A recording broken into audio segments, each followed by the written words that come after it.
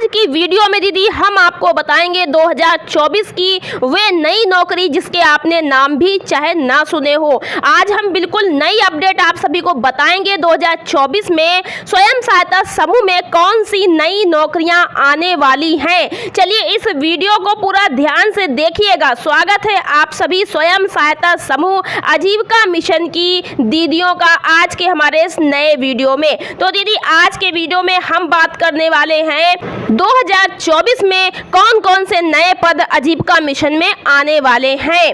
देखिए दीदी आप सभी को पता है कि लखपति दीदी योजना शुरू की गई है, लेकिन इस योजना को सही तरीके से चलाने के लिए ग्राम स्तर पर कई सारे पद आने वाले हैं। बिना उन पदों को भर्ती किए यह योजना संचालन अच्छे प्रकार से नहीं हो पाएगा। इसलिए वे कौन कौन से पद हैं जो ग्राम स्तर पर आने वाले हैं और आपको उन सारे पदों पर कैसे आवेदन करना है, कैसे उसमें चयन होगा, क्या योग्यता क्या कार्य होगा, सब कुछ जानकारी इस वीडियो में आपको समझाएंगे। तो आज की वीडियो आप सभी के लिए बहुत ही महत्वपूर्ण है, इसलिए लाइक अभी से कर दीजिए, बाद में आप भूल जाएंगे। और चैनल को सब्सक्राइब कर लीजिएगा, घंटी के बटन को दबा लीजिएगा ताकि आप हमारी हर नई वीडियो को देख पाएँ। और वीडियो को अपने दीदियों के साथ में, समूह की दीदियों के साथ में शेयर भी कीजिएगा। साथ ही हमारा एक और चैनल है SHG वॉइस, आप उसको भी सब्सक्राइब कर लीजिए, वहाँ पर भी आपको अपडेट जानकारियाँ मिलती रहेंगी।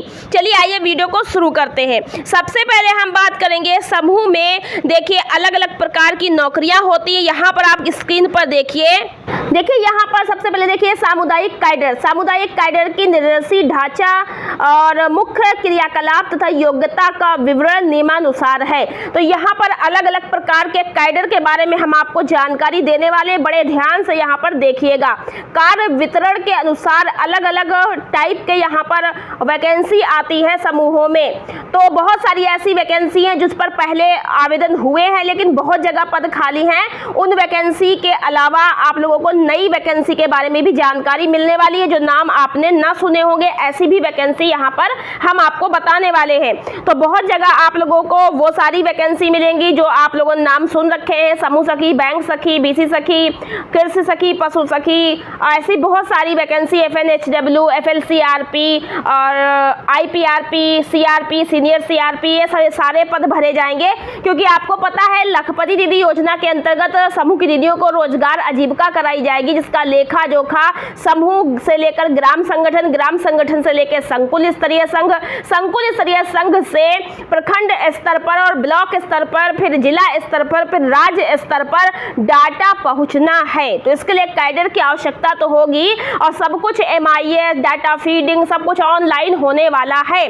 तो देखिए यहाँ पर पहला है सामाजिक गतिशीलन SHG, ग्राम संगठन, क्लस्टर संगठन का निर्माण। जब ये होता है तो यहाँ पर कौन कौन सी वैकेंसी होती है। जब मान लीजिए कि SHG समूह बन जाते हैं, ग्राम संगठन बन गया, क्लस्टर संगठन बन गया, तो इनमें कौन कौन सी वैकेंसी आती है, सामुदायिक कैडर का नाम, कौन कौन से पद हैं। देखिए पहला है सक्रिय महिलाएं। ग्राम स्तर से सक्रिय महिलाओं का चयन किया जाता है। जो महिलाएं बोलचाल में अच्छी होती हैं, जागरूक होती हैं, एक्टिव होती हैं, उन्हें कहते हैं एक्टिव महिला, एक्टिव लेडी, एक्टिव कैडर या सक्रिय महिलाएं। सक्रिय महिलाओं का क्या कुछ होता है, मानदेय वगैरह जो भी चयन प्रक्रिया, वो हम आप लोगों को आगे बताएंगे। अगर आप लोग जानना चाहेंगे कमेंट करेंगे तो हम आपको वीडियो बनाकर दे देंगे।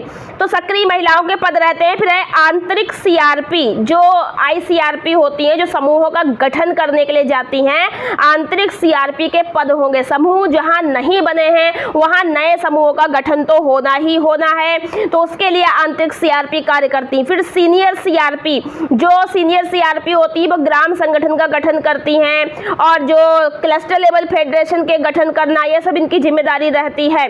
सामुदायिक फैसिलिटेटर, जो कि क्लस्टर लेवल फेडरेशन स्तर की नौकरी होती है, ये जो है क्षेत्रीय भ्रमण करके समूहों, ग्राम संगठनों, संकुल स्तरीय संघों को प्रशिक्षण देना, उनको जो है ट्रेनिंग देना और भी बहुत कुछ कार्य करते हैं।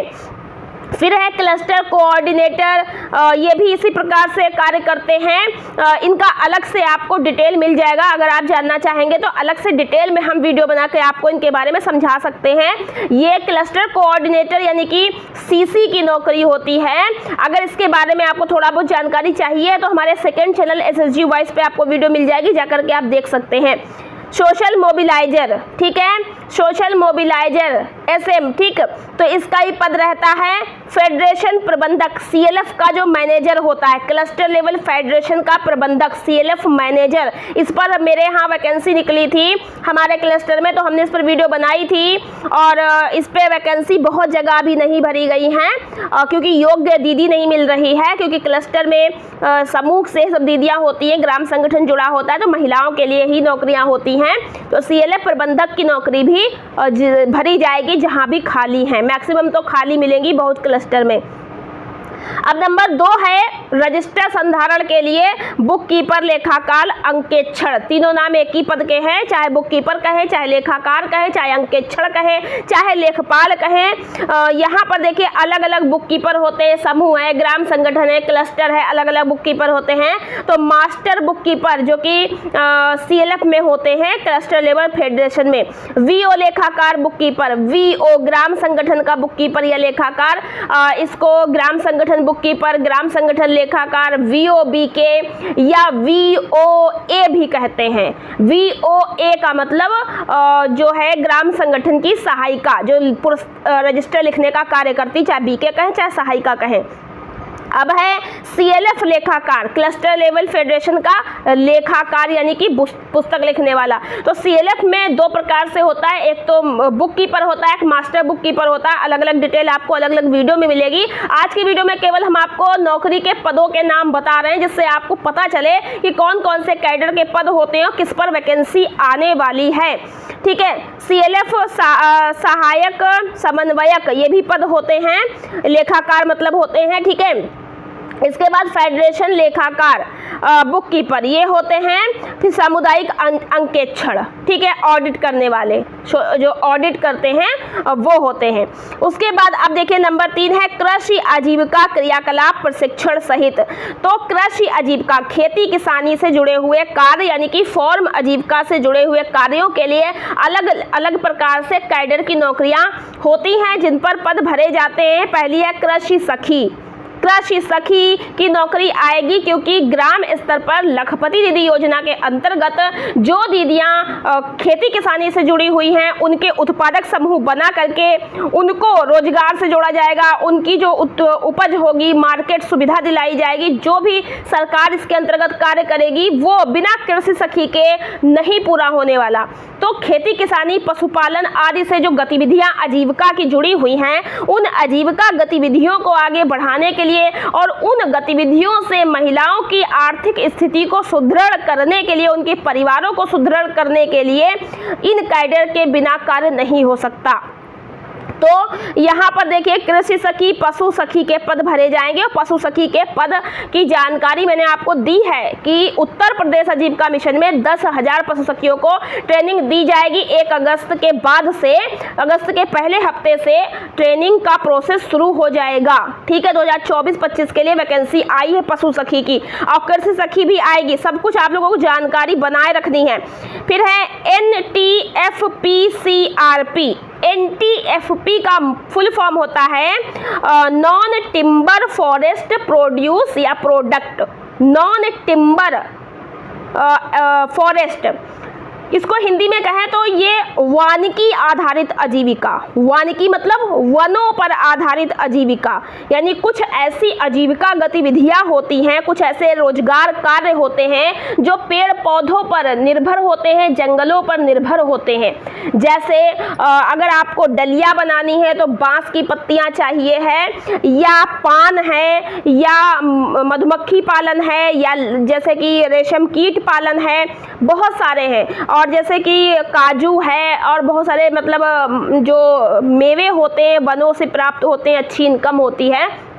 बहुत ऐसे जूट का सामान अगर बनाना है तो जूट का सामान बनाने के लिए आपको मतलब जैसे सामान कच्चा माल चाहिए, उसी प्रकार से वानिकी आधारित भी रोजगार होते हैं। तो वनों पर जो आधारित रोजगार हैं उनको NTFP कहते हैं। जो आदिवासी समुदाय के लोग होते हैं वहाँ भी समूह बने हुए हैं, तो उनके लिए ये CRP की जो नौकरी आएगी तो ये NTFP की आजीविका को संभालेगी। ठीक है। अब है मत्स्य सखी। मत्स्य सखी मतलब मछली सखी। अब बहुत सारे ऐसे मछुआरा समाज है, बहुत ऐसे दीदियां समूह में मछली पालन जैसे करती हैं। तो पहले क्या था, अभी तक लोगों की सोच होती है कि मछली पालन का कार्य केवल पुरुष कर पाएंगे, महिलाएं नहीं। तो समूह के माध्यम से सरकार महिलाओं को मछली पालन सिखा रही है, मछली पालन की ट्रेनिंग देंगी, मछली पालन सीखेंगी, और जो मछली पालन महिलाएं करेंगी उनका भी उत्पादक समूह बनेगा, और उस समूह को देखने के लिए, ट्रेंड करने के लिए मत्स्य सखी रखी जाएगी। इसके बाद है उद्योग सखी। उद्योग सखी मतलब कृषि उद्योग सखी होगी। जब कोई उद्योग आधारित लघु उद्योग, कुटीर उद्योग, इससे जुड़ा हुआ कार्य होगा, मार्केटिंग सुविधा, आगे पहुंच इत्यादि कार्य के लिए उद्योग सखी रखी जाएगी। जहां जहां खाली है, अगर कोई पद पहले से भरा है, कार्य चल रहा है, तो वो करते रहेंगे, बाकी आगे और भी वैकेंसी आएंगी। अब यहाँ पर देखिए अगली आजीविका है गैर कृषि आजीविका क्रियाकलाप प्रशिक्षण सहित। गैर कृषि का मतलब नॉन फार्म। फार्म आजीविका में खेती किसानी हो गया, और गैर कृषि में खेती किसानी ना करके कुछ और करना। बहुत ऐसे लोग हैं जो खेती किसानी नहीं करते, उनके ज़मीन नहीं है, तो वो कुछ रोजगार करते हैं घर में, जैसे अचार बनाया, पापड़ बनाया, चूड़ियाँ बनाई, और ज्वेलरी बना रहे हैं, कपड़े का सिलाई कर रहे हैं, और कोई दुकान कर ली, ब्यूटी पार्लर कर लिया, कोई सरिया सीमेंट की दुकान कर ली। मतलब बहुत सारे रोजगार हैं जिन्हें हम नॉन फार्म कहते हैं। अब इन कामों को देखने के लिए कैडर की आवश्यकता रहेगी, क्योंकि ये काम भी समूह में दीदियों को जोड़ा जाएगा। बिजनेस प्लान बना करके लखपति दीदी योजना के अंतर्गत समूहों में दीदियों को जो है जोड़ा जाएगा इसके लिए। तो यहाँ पर CRP उद्यमिता विकास, जिसको ECRP कहते हैं। ECRP मतलब एंटरप्रेन्योर CRP। एंटरप्रेन्योर का मतलब है उद्यमिता। तो ये जो है ECRP का भी वैकेंसी आएगा, और इसके लिए कार्यक्रम चलाया जाता है SVEP। SVEP का मतलब होता है स्वीप, इसको भी कहते हैं। ये एक अलग ही कार्यालय बनेगा, और इसमें जो है समूह की महिलाओं को ही उत्पादक समूह के बना करके से जुड़ते हैं। एक अलग ही पूरा मतलब इसमें ECRP के अलावा और भी पद आएंगे। तो जब ये शुरू होगा तो आप लोगों को इसके बारे में जानकारी मिलेगी। ECRP समूह की दीदियों में से किसी को चुना जाएगा। तो जैसे उद्योग सखी कृषि उद्योग सखी का कार्य करेगी, संभालेगी, वैसे ECRP गैर कृषि कार्यों के लिए कार्य करेगी। अब है सामाजिक विकास कार्यक्रम तथा युगपतीकरण। इसके अंतर्गत आपका आता है स्वास्थ्य या पोषण सखी यानी कि FNHW और जेंडर सखी। तो स्वास्थ्य पोषण सखी आपको पता ही है कि FNHW जो है क्या कार्य करती है, टीकाकरण में सहयोग करना, गर्भवती महिलाओं के लिए सहयोग करना, छोटे बच्चों का खान पान इत्यादि देखना, ये सबका ग्राम स्तर पर कार्य करेगी। और जेंडर सखी का मतलब है कि जो पहचान आधारित जो है समानता के लिए कार्य करेगी, मतलब के स्त्री पुरुष की समानता पर कार्य करेगी। इनमें कोई भेदभाव, स्त्री और महिला पुरुष कोई मतलब है, महिला पुरुष तो वो बराबर हैं, इसके लिए कार्य करेगी। क्योंकि यह असमानता ग्रामीण क्षेत्र में देखी जाती है कि महिलाओं को पुरुषों के बराबर अधिकार जैसे नहीं मिलता है। महिलाएं का कार्य अलग निश्चित है, पुरुषों का कार्य अलग निश्चित है। हम अपने बच्चों को भी उस तरह की सीख देते हैं। तो इसका जो असमानता को दूर करने के लिए जेंडर सखी कार्य करेगी। अब है FIS डाटा एकीकरण तथा सामुदायिक मूल्यांकन।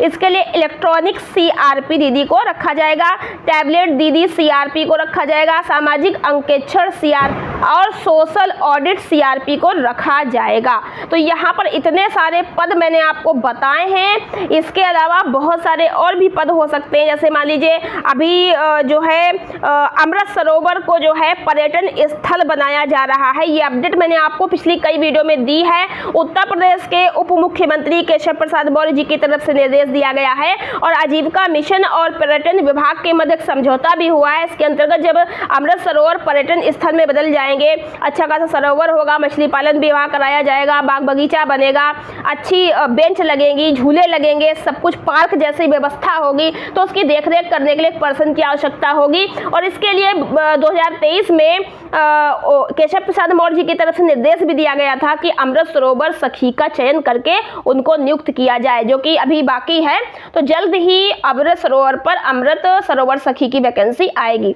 वहीं अगर बात करें जल निगम में, तो ग्रामीण क्षेत्र के अंदर आपने देखा है कि पानी की टंकियां बनने का कार्य था और अभी कनेक्शन तो लोगों के घरों तक पहुंच गए, पर जलापूर्ति नहीं हो पा रही है। तो ये जो है शुरू हो चुका है, जल सखी की नियुक्ति शुरू हो गई है। जहां जहां कनेक्शन कंप्लीट है, जलापूर्ति शुरू हो रही है और जैसे जलापूर्ति शुरू होगी जल सखी की नियुक्ति कर दी जाएगी। और जल सखी की नियुक्ति हो रही है, मैं आपको अगली वीडियो में विद प्रूफ दिखाऊंगी कितना मानदेय मिल रहा है और कितने घरों में किस प्रकार से जाना है, कैसे कार्य करना है, विद प्रूफ आपको मैं इसके बारे में बताने वाली हूं अगली वीडियो में, तो आप देखिएगा जरूर।